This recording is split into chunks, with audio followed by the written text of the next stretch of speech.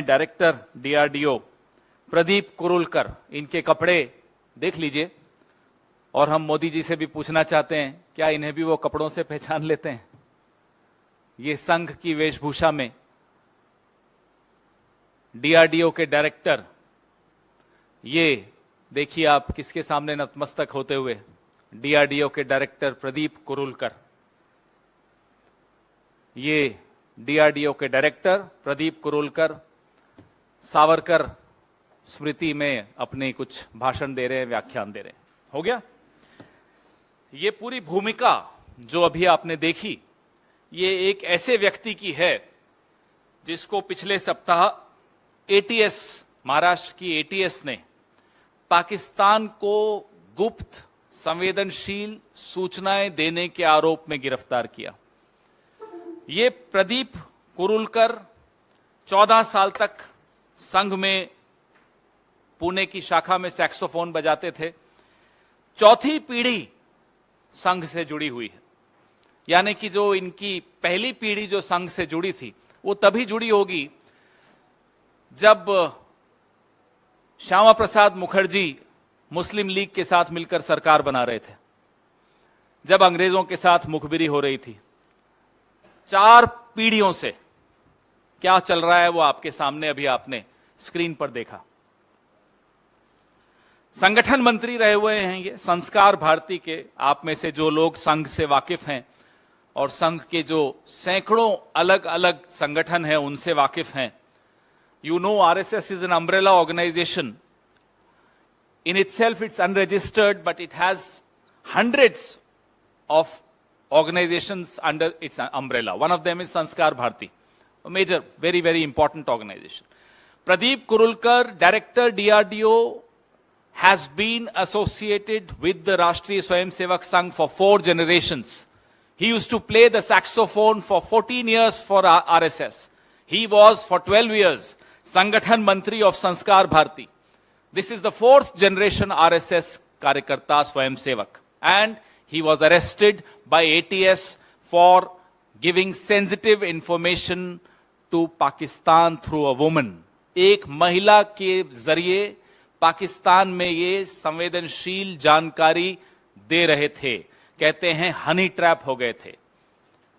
असली honey trap तो शाखा में जाने से होता है, वो होता है हनी ट्रैप कि आप डीआरडीओ में हैं और शाखा में जा रहे हैं।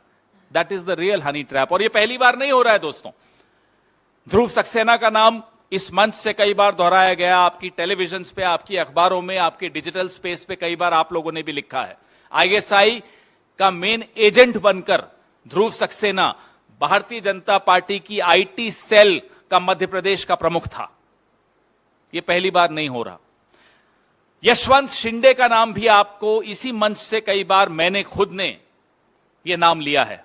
नांदेड़ में यशवंत शिंदे जो कि राष्ट्रीय स्वयंसेवक संघ के प्रचारक हैं, उन्होंने खुद हलफनामा देकर नांदेड़ की अदालत में खुद लिखकर कहा कि मुझे बम बनाने की ट्रेनिंग दी गई थी। यह अभी पिछले साल की बात है। वो अलग बात है कि सीबीआई ने वो हलफनामा लेने से इनकार कर दिया। तो हम जो आपको बताना चाह रहे हैं वो ये कि डीआरडीओ के डायरेक्टर के पद पर बैठा हुआ व्यक्ति पाकिस्तान को संवेदनशील सूचनाएं दे रहा है, हनी ट्रैप हो रहा है। 5 महीने, अक्टूबर 2022 में यह सिलसिला, हमारी जानकारी जो मीडिया में आई है उसके हिसाब से अक्टूबर 2022 में यह सिलसिला शुरू हुआ कि वो व्हाट्सएप के जरिए इस महिला से, पाकिस्तानी महिला से लगातार आधी रात तक चैट करता था। 5 महीने, और फरवरी में जाकर इसका लैपटॉप और इसके फोन जब्त किए गए, एटीएस को सौंपे गए। अब 5 महीने में या उससे पहले क्या हो रहा हमें नहीं मालूम, सरकार को नहीं मालूम पड़ा। और डीआरडीओ ऐसा विभाग है जो सीधे सीधे प्रधानमंत्री के नीचे आता है। पेगासस कहां गया? मेरे और आपके मोबाइल में था। प्रदीप कुरुलकर के मोबाइल में पेगासस होता तो शायद पहली व्हाट्सएप चैट में ही पकड़ा जाता। ये प्रधानमंत्री की नाक के नीचे हो रहा है। संघ से जुड़ा हुआ व्यक्ति देश की संवेदनशील सूचनाएं दुश्मन देश को एक महिला के मार्फत दे रहा है। ब्रेकिंग न्यूज होनी चाहिए। मैं पिछले 4-5 दिन से लगातार टीवी देख रहा था कि कहां यह खबर आती है। कुछ चैनल्स ने चलाई। मैं आपसे एक काल्पनिक सवाल पूछता हूं, अगर यह व्यक्ति कांग्रेस से जुड़ा होता तो आज क्या होता? अगर यह व्यक्ति किसी और क्षेत्रीय दल से जुड़ा हुआ होता तो आज क्या होता? टीवी पर पाकिस्तान, इमरान खान सब भूल जाते आप लोग। मणिपुर तो खैर वैसे भी आपको याद नहीं आता है। लगातार इस पर आप लोग, मैं आपकी बात नहीं कर रहा हूं, पूरा का पूरा मीडिया सरकारी प्राश्रय से सिर्फ और सिर्फ यही खबर चला रहा होता, बाकी सब कुछ भूल चुका होता। यह फर्क क्यों है? एक गैर पंजीकृत संस्था से जुड़ा हुआ व्यक्ति आज संघ की यह हिम्मत है कि कहती है कि हमारा इससे कोई मतलब नहीं है। सैक्सोफोन वो आपके लिए बजाता था, आपकी धुन पर वो नाच रहा था, आपकी धुन पर 4 पीढ़ियों से वो नाच रहा था, और आज जब वो पकड़ा जाता है तो संघ कहता है कि हमारा इससे कोई सरोकार नहीं है, कोई संबंध नहीं। यह है संघ की असलियत कि जब पकड़ा जाए तो साहब हमारा तो मेंबरशिप रजिस्टर ही नहीं है, कहां है हमारा, इसका नाम कहीं भी नहीं है। लेकिन आज जो दौर है वो मोबाइल का दौर है, इंटरनेट का दौर है, और इंटरनेट की याददाश्त बहुत मजबूत होती है, हमसे और आपसे कहीं ज्यादा मजबूत होती है। इसलिए ये सारे फोटोज, ये सारे वीडियोज आपके सामने हैं। अब ये नहीं कह सकते कि साहब मेंबरशिप रजिस्टर तो है ही नहीं। कहां लिखा हुआ है प्रदीप कुरुलकर का नाम? प्रदीप कुरुलकर की अपनी जुबानी आपने टीवी पर देखा, आपने स्क्रीन पर देखा। मोहन जी भागवत बैठे हुए हैं और प्रदीप कुरुलकर व्याख्यान कर रहे हैं, अपनी पुस्तक के बारे में बात कर रहे हैं, संघ का गुणगान कर रहे हैं, संघ का स्तुतिगान कर रहे हैं। अब बताइए ये संबंध है या नहीं है? अब मैं आप पर छोड़ता हूं। सरेआम संबंध दिख रहा है, पीढ़ियों का संबंध दिख रहा है, ना केवल संघ से दिख रहा है, इस पीढ़ी का तो पाकिस्तान से भी संबंध सबके सामने है। ये रिश्ता क्या है, हम ये जानना चाहते हैं।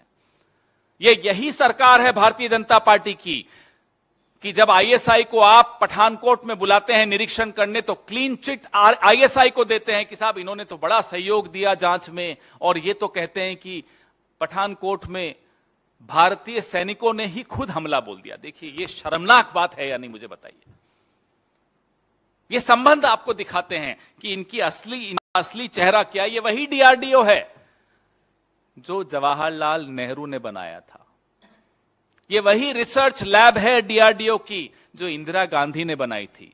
इस पे बैठा कौन है? संघ से जुड़ा हुआ एक जासूस, पाकिस्तान का जासूस बैठा है इसमें।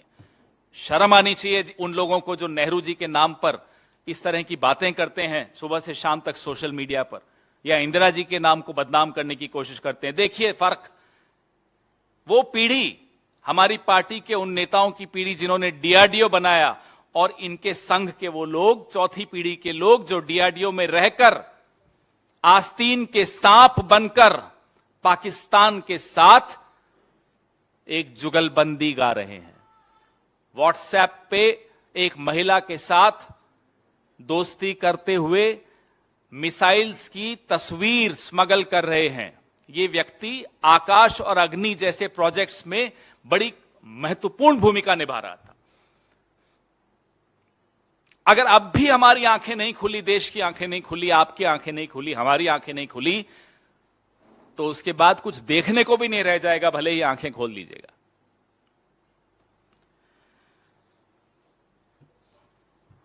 अब प्रधानमंत्री जवाब देंगे या नहीं देंगे, हम यह जानना चाहते हैं। हो सकता है प्रधानमंत्री कहें कि देखिए साहब मैंने डेटा इतना सस्ता कर दिया कि पाकिस्तान तक को डेटा जा रहा है, मुफ्त में जा रहा है, सिर्फ दोस्ती में चला जाता है। एक महिला से दोस्ती हो गई, डेटा चला गया पाकिस्तान। कितना सस्ता हो गया डेटा मोदी जी के राज में। हो सकता है वो श्रेय ले लें, मजाक की बात नहीं है, ये उनकी स्टाइल है। हर चीज में श्रेय लेते हैं, तो इसमें श्रेय कौन लेगा? कुछ लोग हमें बताते हैं जो संघ से भी जुड़े हुए हैं कि आपस में भी कुछ खींचातानी चल रही है प्रधानमंत्री कार्यालय की और राष्ट्रीय स्वयंसेवक संघ की।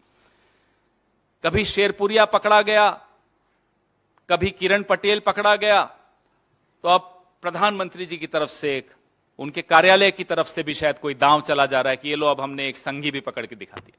क्या चल रहा है इस देश में, हम ये जानना चाहते हैं।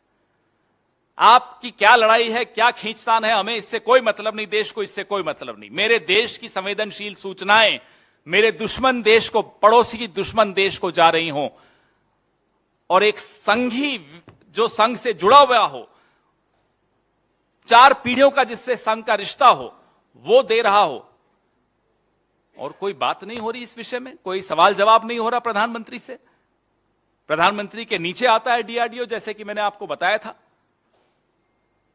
ये इस देश को हम लोग आंख बंद करके कहां जाने दे रहे हैं, मैं ये जानना चाहता हूं आप लोगों के मार्फत से, प्रधानमंत्री से, इस सरकार से, और इस गैर पंजीकृत संगठन जिसका नाम राष्ट्रीय स्वयंसेवक संघ है, उससे जानना चाहते हैं। अपने आप को सांस्कृतिक संगठन कहते हैं, यह है संस्कृति आपकी। Welcome to K-Mall, a premium project by Kaleen Group.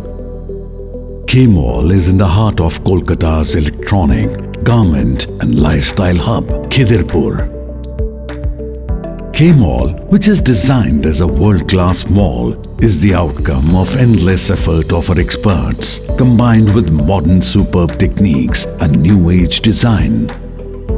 Book now